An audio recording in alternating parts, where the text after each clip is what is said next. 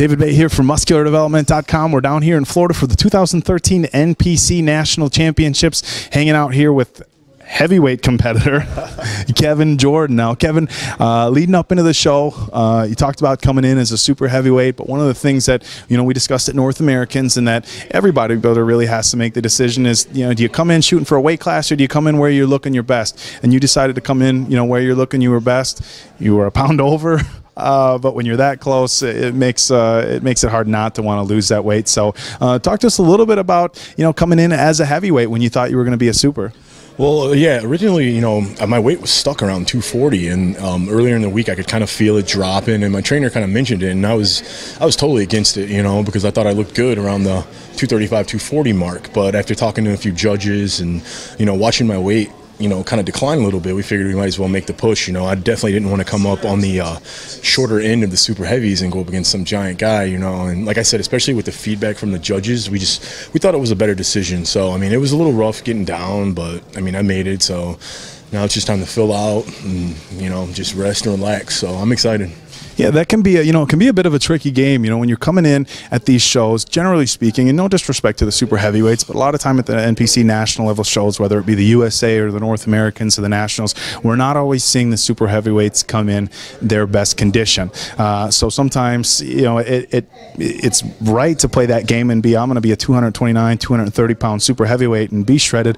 But if you get somebody who comes in, like Brian Yursky did last year at 255 with shredded hamstrings, everything, shredded glutes too, then you're sitting there saying to yourself, man, I should have dropped a heavyweight. So so dropping a heavyweight, obviously, from what I just saw at weigh-ins, a good decision. You look great. As far as diet, training between North Americans and here, I know you got some feedback. There was a few things that the judges wanted to see you improve on from North Americans. You only had 3 months. Talk to us a little bit about that. What do you do in a 3-month period when somebody says you need to make improvements? Obviously conditioning wise, that's plenty of time to come in sharper and maybe a little bit fuller, but fundamentally, as far as your muscularity, that's pretty difficult. Yeah, honestly, as far as the condition, I think one of the reasons I didn't look as conditioned is because I was a little flat. I didn't have those carbs in me.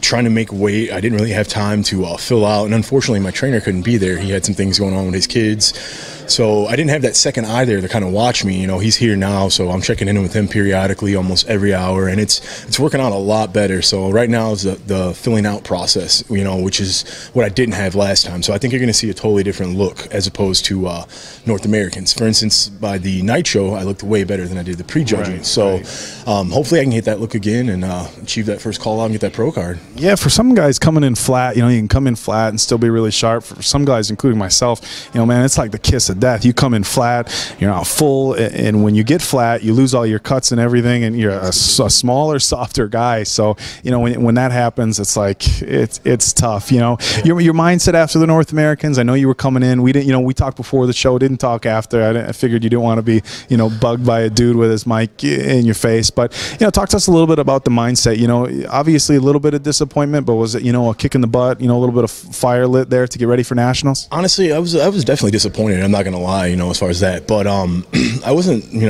down on myself. I didn't kill myself over it. I took honestly 4 weeks off and I ate like crap for about 4 weeks. So it was fun. We went to Vegas for the Olympia with GAT.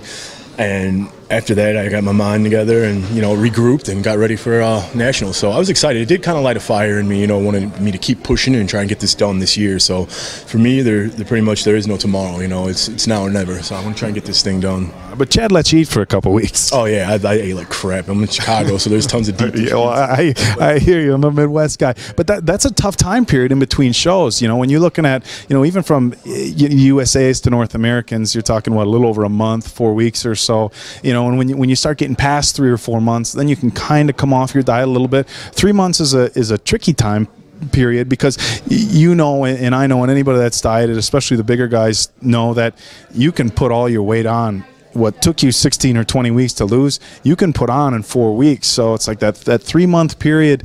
It's a little bit tricky, but you were able to go out and get some food. Yeah, it was crazy because I gained almost 30 pounds in 2 weeks, but I still looked sharp. Yeah, that was going to be that's what I was leading into. How much weight did you go up? I went up to about 255, and I was still sharp. So that's why I figured going into nationals, I'd be a super, and I'd be around the 240-ish range. But as we start dieting and we start pulling a little water, you know, just start dropping it. And it only made sense to come down to heavy. So right now it's just about maintaining and filling out. All right. Well, giving away pro cards for the top 2 guys here at the show. You were top 3 at North Americans, and the winner there is out into the IFBB now. Obviously, that's there's no guarantees coming in here to the show, but everybody knows that Kevin Jordan is one of the favorites, and I think I speak for everybody saying, you know, we hope you walk away with one of those pro cards for you. But, you know, you've been on the grind for a while, man. We hope the best for you. So we're going to wrap things up with Kevin. Just like everybody else, he's got to go get some food. Everybody I'm interviewing is like, hey, man, I gotta go eat after this. I'm like, I know how it is, man. Yeah, it's hot. It's hot down here, man. He's sweating, and I made the mistake of wearing pants, you know. So, all right, Kevin. Well, from myself and everybody at musculardevelopment.com, best of luck, guys. This is David Baye, NPC heavyweight. Kevin Jordan for musculardevelopment.com at the 2013 NPC National Championships.